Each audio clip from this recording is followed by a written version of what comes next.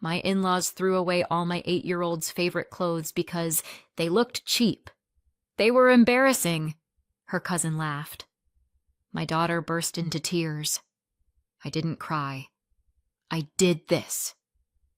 2 weeks later, they received a letter and almost fainted. I was setting the table when my daughter ran into the dining room like the floor behind her was on fire. "Mom," her voice broke. "They're gone." I turned. "What's gone?" "All my clothes." Her breath hitched. My favorite ones. The yellow dress. The sweater with the flowers. My jeans. Everything. It's all gone. The room went silent. Not the innocent kind of silence. The kind that tells you other people already know something you don't. My in-laws looked up from their plates with the kind of smiles you only see on people who think they've done something noble. And sitting next to them, swinging her sparkly shoes under the table, was the girl who had been trained since birth to believe she was the sun. My niece, the golden grandchild. I wiped my hands on a dish towel and knelt beside my daughter. "What do you mean, everything?" I asked quietly. "They cleaned my room," she whispered. Her lower lip trembled. "And now all the things I love are gone." Behind her, my mother-in-law let out a theatrical sigh. "Oh, sweetheart," she cooed. "You should thank us." My stomach dropped. "We just did a little organizing," she continued. "Some of those clothes you kept were not appropriate for someone in this family." Someone in this family. There it was. The sentence she'd been dying to say out loud for years. My daughter wiped her face. "Where's my yellow dress?" My father-in-law waved a hand like he was shooing away a fly. "Oh, that thing! It made you look poor." My daughter blinked hard, as if the words physically hit her. Then the cousin, perfect little Vivian in her designer dress, burst into laughter. "Finally," she said. "Someone threw that trash out. She always looked so cheap." My daughter folded inward, shoulders curling like she was trying to make herself disappear. I didn't move. Not yet. "And," my mother-in-law added cheerfully, "if she wants her old things, she can go look for them where they belong." She pointed toward the door. "The trash." Vivian clapped. "Oh my God, Grandma, yes! She should totally wear trash. It suits her." The room tilted. My daughter made a small sound, half gasp, half sob. And that was it. She broke. Not loud, not dramatic. Just silent tears rolling down her cheeks like she was ashamed to let them fall. I put a hand on her back, steady, calm. Inside, something sharp shifted. "Come on," I told her softly. "Let's go." I stood, took her hand, and walked out. I didn't look at the people who called themselves family. Not when they murmured fake sympathy. Not when they called after me, acting confused. Not when the cousin giggled, "Oops." Back in her room, Nina sobbed into my shirt. "Maybe they're right," she whispered. "Maybe I looked bad.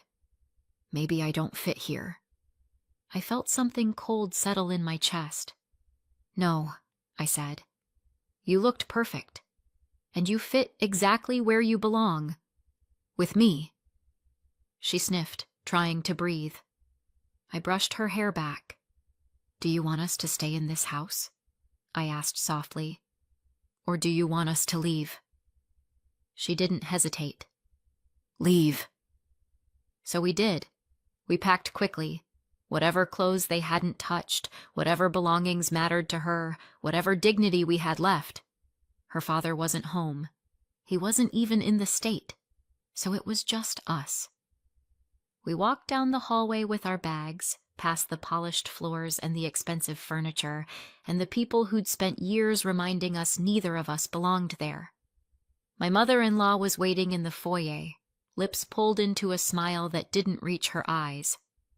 "Where will you go, darling?" she asked. "You don't have money for this kind of drama." My father-in-law chuckled. Without us, you're nothing. Vivian smirked. Bye, cheap girl. I didn't answer. Not one word. I opened the door, stepped out into the night, and let it slam behind me. The air outside felt like freedom. They thought they knew who I was. They thought they knew what I had. They thought I was powerless. They had no idea. 2 weeks later, they received a letter, and almost fainted. When people ask how I ended up living with my in-laws, I always want to tell them the truth. One bad decision at a time. But it started long before that. It started with me, Natalie, the girl who grew up with big dreams and a bank account so small it could have doubled as a rounding error. I wasn't raised in a bad family, just a tired one. My mom worked in a clinic. My dad worked nights. Bills always showed up faster than the paychecks did, so I learned early that if I wanted anything in this world, not even the big things, just textbooks that didn't smell like mildew, I had to get it myself. I studied like my life depended on it. Maybe it did. I worked evenings, weekends, every holiday shift no one else wanted. I lived on coffee, cheap notebooks, and the kind of blind determination you only have when you're young and too stubborn to quit. And somehow, after scraping pennies and skipping sleep, I got into a good university. Not a fancy one. Just good. But good was enough. Good meant possibility. And then came the student loans, the endless jobs. The moment I realized adulthood is basically sprinting with a backpack full of bricks while pretending you're not sweating. Still, I made it through. I graduated, exhausted, hopeful, and one late fee away from a mental breakdown. That's when I got my first job. At their company, my future in-laws' empire, built generations ago, polished to look like old money even though there were cracks under every marble tile. And my future husband, Elliot, was my boss. Not in a sleazy way. He barely noticed me the first few weeks. He was busy doing that rich kid thing where they pretend they hate being part of the family business, but also don't know how to leave it. But he was kind, quiet, thoughtful in a way that didn't match the rest of them. And I was ambitious, hungry, tired of being broke. We were an unlikely pair, the kind people whispered about. And oh, did they whisper. The first time his mother Sylvia heard about me, she apparently said, "You sleep with the secretary. You don't marry her." I wasn't even his secretary, but accuracy was never really her thing. When Elliot and I did start dating, the tension in the office was so thick HR could have charged rent for walking through it. Eventually it became too awkward, too pointed. So they moved me to a different department. I wasn't fired, just shifted, like a stain someone tries to rub out but can't quite get rid of. Still, Elliot didn't care. We got married anyway, and that's when I made the worst decision of my adult life. I moved into his parents' house. Look, I had reasons, real ones, saving money before starting our own place, trying to build a family connection, believing people would warm up to me. I was adorable back then, in the way naive people always are. Because from the moment I carried my suitcase across their threshold, I stopped being a person. I became an inconvenience, a reminder that their son had married down. They commented on everything. My clothes? Cheap. My food? Strange. My background? Well, she did come from nothing. My voice? Loud. Every day was a new reminder that I wasn't truly part of their family. Not really. Not in the way that counted to them. And when Nina was born, things got worse. She became the second-class child the moment she took her first breath, because there was already a chosen one, Vivian, my sister-in-law Monique's daughter. Designer dresses, private dance lessons, teeth so white they practically glowed in the dark. If Vivian wanted something, she got it. If Nina wanted something, she was spoiled or asking too much. Vivian had a princess bedroom with a chandelier. Nina was given the old maid's room, tiny, plain, tucked behind the laundry, with a single shelf Sylvia approved. Vivian had birthday parties that looked like movie sets. Nina got a cake Sylvia selected, with half the candles because sugar is unhealthy. Everything was twisted. Everything. And throughout all this, I worked.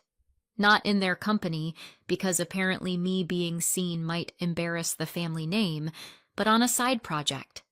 A small idea I'd nursed through long nights and early mornings. A business. My business.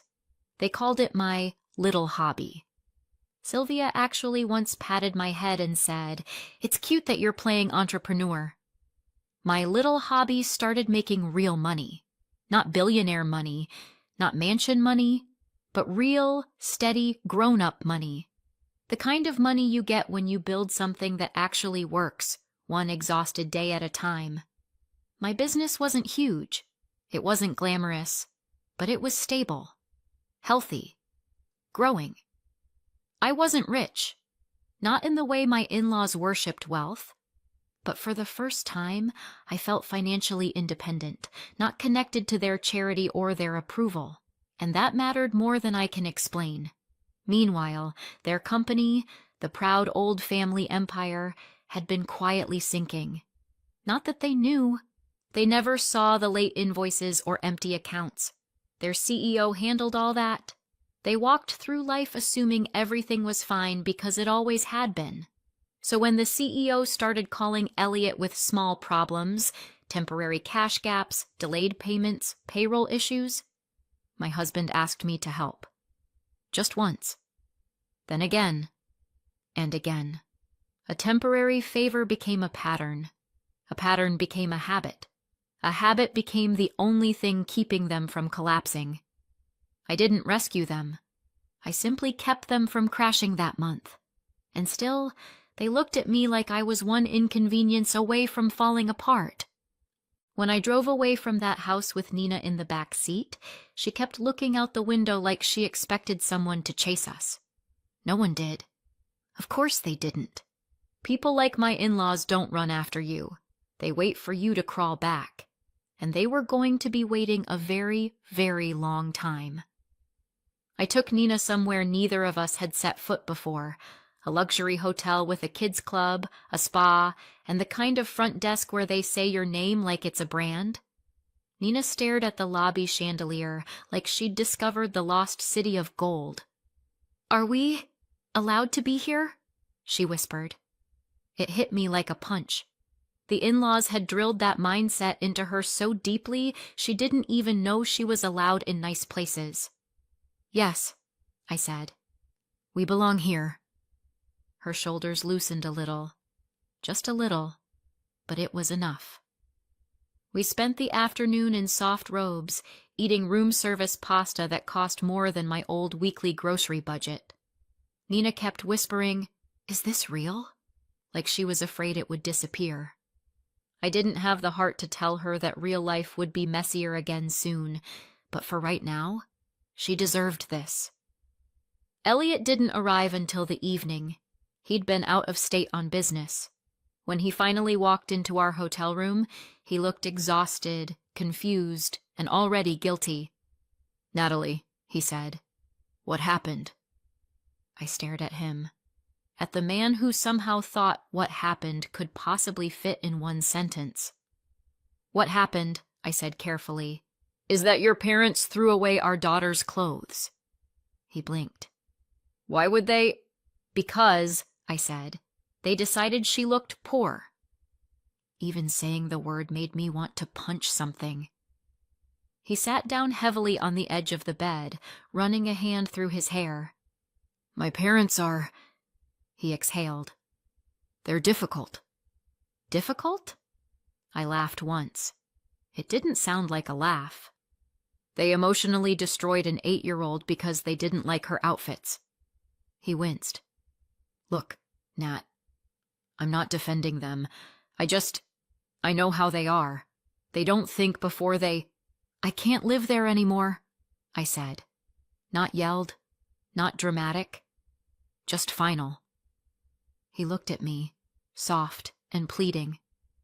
"Okay," he said. "If you want to move out, we'll move out. We'll get a place. I don't want a war." A war? Cute that he thought we weren't already in one. We ate dinner quietly. Nina fell asleep in a mountain of hotel pillows, finally looking peaceful. When Elliot and I were alone, I opened my laptop. There was no sugarcoating it. It was time. "I'm done supporting your parents' company," I said. His head snapped up. "What do you mean?" I turned the screen toward him. "They're drowning, Elliot. They have been for years. Your CEO's been calling you for help so often I could practically set it to a calendar, and every time you asked me to help. And I did." He looked like he'd swallowed a glass shard. "I didn't realize it was that much," he whispered. "Of course you didn't," I said. "Because they never tell you the truth. But this—" I tapped the screen. "This is the truth. Without the loans we've been giving them, they won't last 30 days. He stared, stunned, silent. "My parents," he finally began. "They're your parents," I said. "I know. And mine? They treated like trash. Me? Disposable? Nina? Embarrassing. That's who I've been helping. That's who I've been keeping afloat." He scrubbed his face with both hands. "Let's just cool off," he said. "Let's not make big decisions tonight." I didn't answer. Not because I didn't have one, but because he wasn't ready to hear it. We tucked Nina into the big hotel bed. We turned off the lights in the suite. We sat on opposite ends of the couch, pretending to watch something neither of us saw. We listened to the hum of the air conditioner like it was counting down to something. The quiet felt heavy, like a verdict waiting to be delivered. Then his phone buzzed on the table. He didn't look at it. It buzzed again, and again. Relentless. He flipped it face down, then pushed it farther away, but it wouldn't stop. 10 minutes. 15. 20. Finally, he stood abruptly, grabbed the phone, and walked out onto the balcony. "I'll be right back," he said, voice tight. He slid the balcony door shut, and I watched him through the glass. He lifted the phone to his ear, listened. Not just once. A long message. Then another. His shoulders tensed, his jaw locked. At one point, he pressed his hand to his forehead like the words were physically hitting him. It felt like years. When he came back inside, he didn't sit down. He didn't speak. His face was different. Not tired. Not conflicted. Not unsure. Something inside him had broken cleanly, decisively. He stood there for a moment, breathing hard. "Let's do it," he said. My heart kicked. "Do what?" I whispered. He swallowed. His voice was low, certain, almost dangerous. "Pull the plug." I blinked. I hadn't expected that. "Elliot, what happened?" He turned the phone around. It was a long voice message from his family group chat, a message they never meant for me to hear. His parents, his sister, Vivian's laughter in the background, talking about me, about how I married up, how I should be grateful. They ever tolerated me, how I was pathetic and using Elliot's money, how Nina was weak like her mother, how they let us live in their house, how they allowed Nina to attend their family school, how I was lucky to have access to real money at all. And then the final blow: she thinks she can leave? She'll come crawling back. She's nothing without us. Something inside Elliot cracked clean in half. He handed me the phone like it burned him. "No more," he said, voice steady, jaw clenched. "We're done." So we sat down at the desk, opened emails, opened accounts, opened every quiet little avenue through which we had been supporting them, and closed them, one by one, canceled financial extensions, ended agreements, refused new loans, pulled the safety nets they'd mistaken for entitlement. We didn't yell. We didn't rant. We didn't smear their names. We just stopped. And the silence of that choice was louder than anything we could have said. Elliot leaned back, exhaling like he'd finally surfaced after years underwater. "I should have stood up sooner," he said quietly. I put a hand over his. "You're standing now." He nodded, eyes dark. "They're going to lose it," he said. "Oh," I replied. "I'm counting on it." But we had no idea. No idea how fast the fallout would hit. No idea how ugly they would get. No idea what they were prepared to do next. All we knew was this. We'd lit the match, and the fire was coming. It's funny how silence can feel like a threat. For months, that's all we got from Sylvia and Charles. Silence so heavy it felt like it had a pulse. Not a single call to ask where Nina was. Not a text to check whether we were still alive. Not a message to Elliot saying they missed us. Just nothing. Which would have been peaceful if I didn't know them so well. Silence from people like them isn't peace. It's plotting, and right around the time I started to think they'd maybe crawled into a hole made of their own bitterness, Elliot got a call. Not from his parents, from Mr. Kessler, a man who had been their family friend, lawyer, and unofficial emotional janitor for at least 2 generations. He never called us. That alone set my alarm bells off. Elliot put the phone on speaker, and the man's voice boomed through the kitchen like he was announcing a funeral. "Elliot, Natalie, we need to talk." I looked up from the sink. Elliot mouthed, "Told you." "What about?" Elliot asked. A long sigh on the other end. "I'm hoping we can meet today," Mr. Kessler said. "In person." In person means bad. Lawyer in person means catastrophic. Nina was coloring at the table, humming softly to herself. A sound that still made my heart ache because it used to be so rare. "Can you tell us what's going on?" Elliot pressed. Another long pause. "It's your parents," Mr. Kessler said. "You should hear this from me, not from outside sources." Outside sources? What were they? A political scandal? "Can we talk at your place?" he added. "I'd prefer that." Elliot hung up and looked at me. "They're in trouble," I said. He nodded. "Big trouble." By the time Mr. Kessler arrived, clipboard in hand, sweat on his forehead, he looked 10 years older. He sat down, tugged at his collar like it was trying to strangle him, and said, "They're going to lose the company." Elliot inhaled sharply. I stayed quiet. "The debts, the unpaid invoices, the outstanding loans." His voice shook. "The CEO has been doing everything he can," Mr. Kessler continued. "But without the financial support—" He stopped, shifted uncomfortably, then glanced at me. "The financial support you were providing, they simply can't cover basic operating expenses." Nina looked up from her coloring book. "Operating what?" "Bills," I said. Meaning payroll, suppliers, the electric bill, their fancy office with the espresso machine. "Within the next few weeks," Mr. Kessler said, "they will be forced to declare bankruptcy. And because of the structure of the company, it's possible they'll lose personal assets as well." He looked at Elliot. "I don't believe your parents fully understand that." Of course they didn't. They never understood anything unless it sparkled. "I'm here," Mr. Kessler said, "because they asked me to speak on their behalf." Of course they did. "What do they want?" I asked.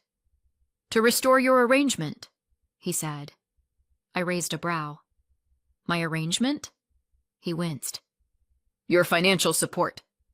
Ah, so that's what the sweet tone was for. They didn't disappear out of heartbreak. They disappeared because they needed time to rehearse their performance. Elliot folded his arms.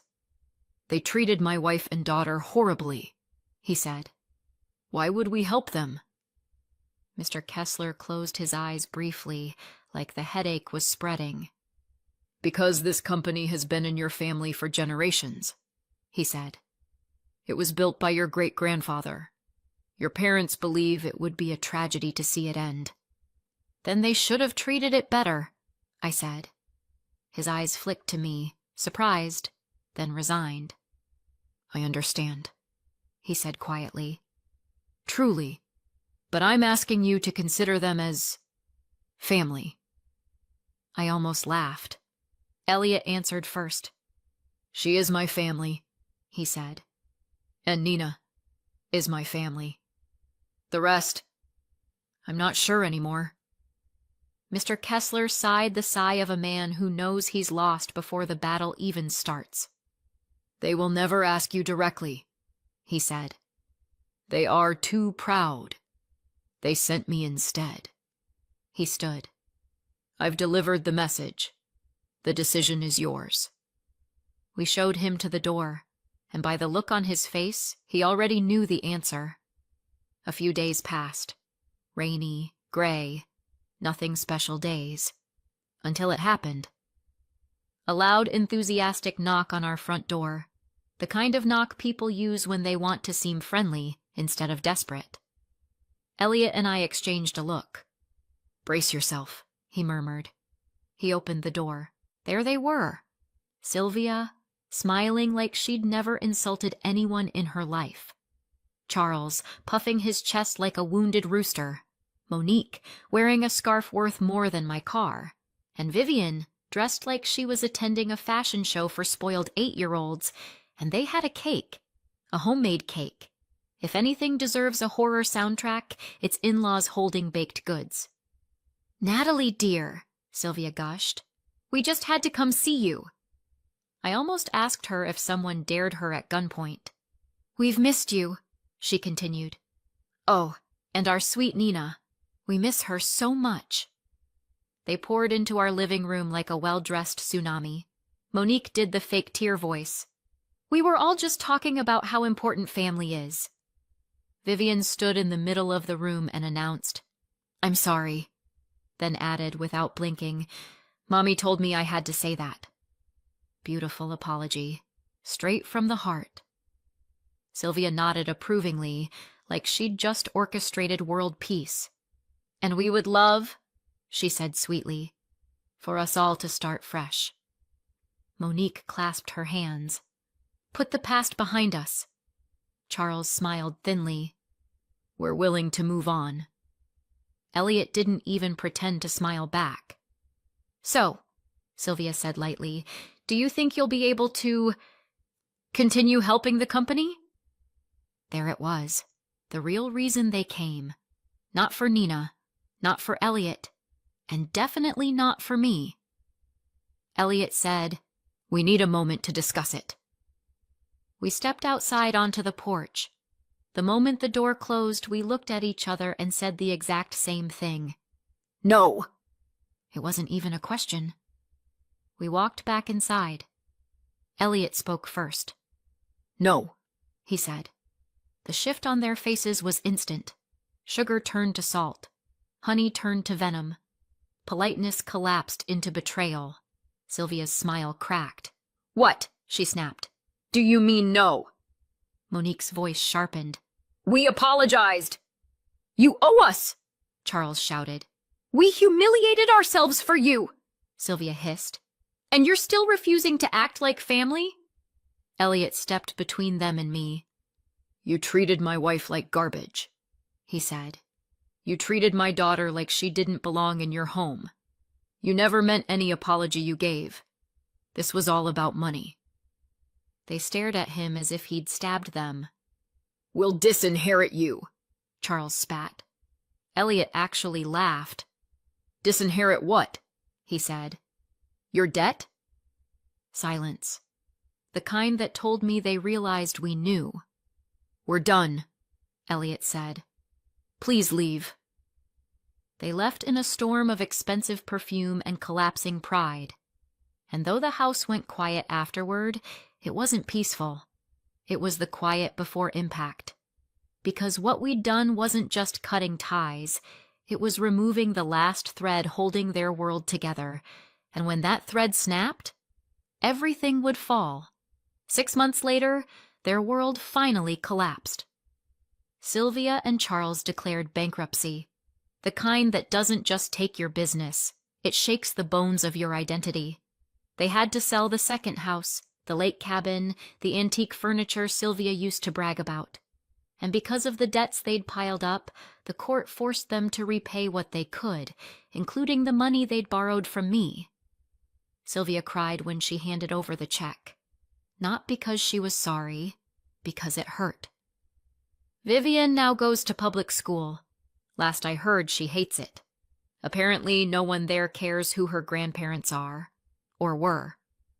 Monique works part-time at a candle store, a far cry from her socialite era, but she tells people she's finding herself.